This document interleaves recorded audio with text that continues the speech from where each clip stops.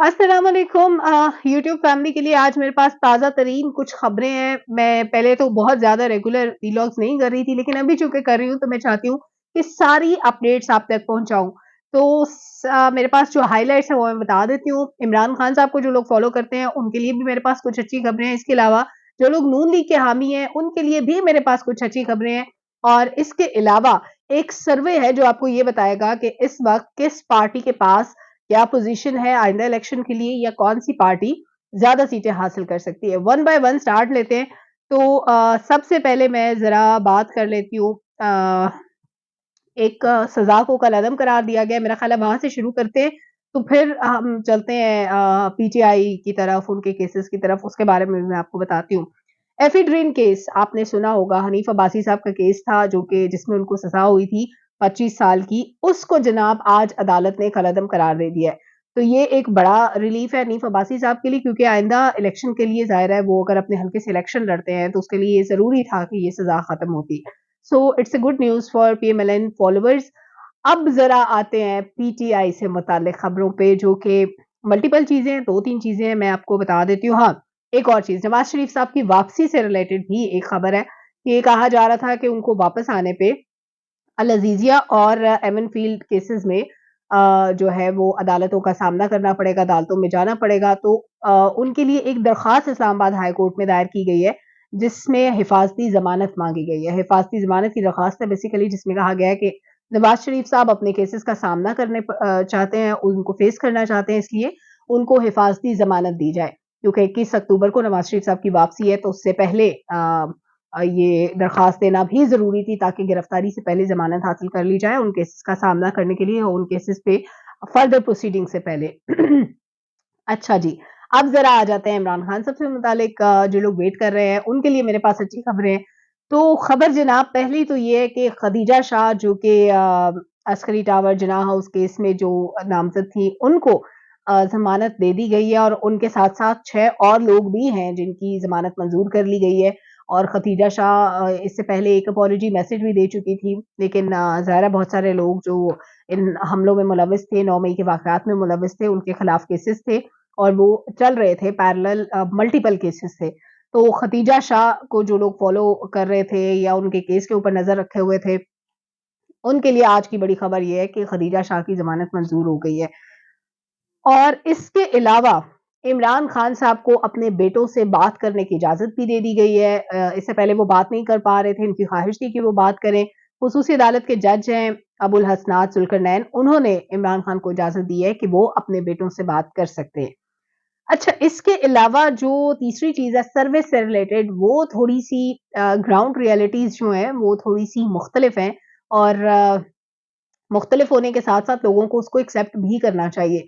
वैसे तो मुख्तलिफ खबरें सुनने को मिल रही हैं, लेकिन मुस्लिम लीग नून को बहुत अच्छे से एहसास है कि उनकी पॉपुलैरिटी बहुत डैमेज हुई है, ख़ास तौर पर गुज़श्ता 16 माह के अंदर, और उससे पहले नवाज़ शरीफ साहब के बाहर जाने से। तो अभी जो है वो जो जलसे वग़ैरह चल रहे थे, जो रैलियाँ चल रही थी, उसमें ये कहा जा रहा था कि बहुत ज़्यादा लोग नहीं आ रहे। सो खबरें ये आ रही हैं, रिपब्लिक पॉलिसी एक ऐसा इदारा है जिसने सर्वे किया है। उनका सर्वे ये बताता है कि ऑन ग्राउंड पॉपुलैरिटी अभी भी चेयरमैन पीटीआई की है, और पीटीआई इस वक़्त भी सबसे ज़्यादा नशिस्तें हासिल करने वाली जमात है, उनके सर्वे के मुताबिक, क्योंकि अभी भी लोग इमरान खान को फ़ॉलो भी कर रहे हैं, उनको पसंद भी कर रहे हैं। सो 62% लोगों ने पीटीआई के हक में वोट दिया है, या उनके हक में अपनी राय का इज़हार किया है। सो 62% जो पॉपुलैरिटी है, वो इस वक़्त पीटीआई की है ऑन ग्राउंड। उसके अलावा 21% पॉपुलैरिटी आई है नून लीग के हिस्से में, क्योंकि मियाँ साहब के वापस आने के बाद जो एक मोमेंटम बना, जो एक सूरत-ए-हाल बनी, उसमें ये कहा जा रहा था कि अब शायद नून लीग की तरफ थोड़ा-सा लोगों का टिल्ट शुरू हुआ है, उसमें भी बहुत सारे रूमर्स भी थे, तैयारियाँ जारी हैं, लेकिन अभी तक भी अबहाम बाकी है कि नवाज़ शरीफ साहब वापस आते हैं, नहीं आते, किन कंडीशंस पे आते हैं, क्या बयानिया लेके आते हैं, अवाम को ऑफ़र करने के लिए क्या है?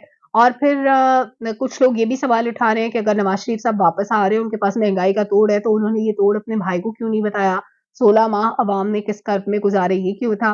लेकिन ख़ैर एनीवेज़ नवाज़ शरीफ साहब वापस आ रहे हैं, तो नून लीग इस वक़्त 21% पे पहुँच चुकी है, इससे पहले ज़्यादा डैमेजिंग हालात थे। और मेरे लिए हैरत की बात ये भी है कि 6% पॉपुलैरिटी अभी भी टीएलपी की है। साद रिजवी साहब को जो लोग फॉलो करते हैं, उनके वोटर्स हैं, उनके सपोर्टर्स हैं, उन लोगों ने भी अपनी राय का इज़हार किया है और बाकी जो पॉपुलैरिटी है, वो डिवाइड हो जाती है फिर डिफरेंट बड़े इत्तेहादों में या ग्रुप्स के अंदर और या फिर आप कह लें कि पॉलिटिकल पार्टीज़ के अंदर। उधर अगर हम सिंध की सूरत-ए-हाल देखें, सिंध में पीपल्स पार्टी का होल्ड अपनी जगह बरकरार है, लेकिन एमक्यूएम ने स्मार्ट प्ले किया है।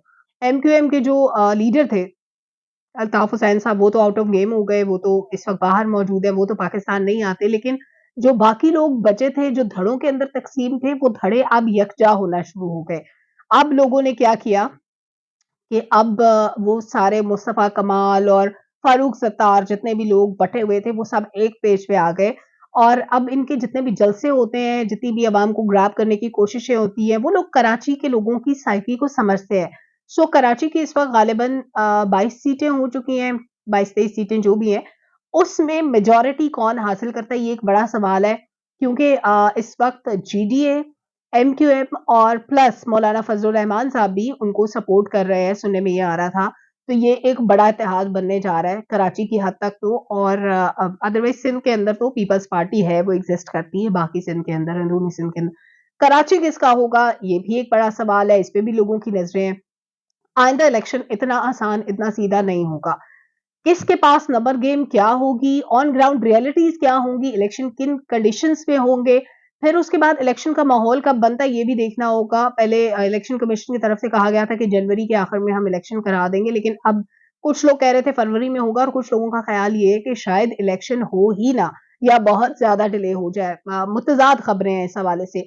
किसी के पास हतमी जवाब नहीं है इस बात का, इवन इलेक्शन कमीशन भी बार-बार क्लैरिफिकेशंस इस पे नहीं दे रहा। देखते हैं कि बॉल किसके कोर्ट में गिरती है और किसके लिए फ़ेवरेबल कंडीशन है इस वक़्त।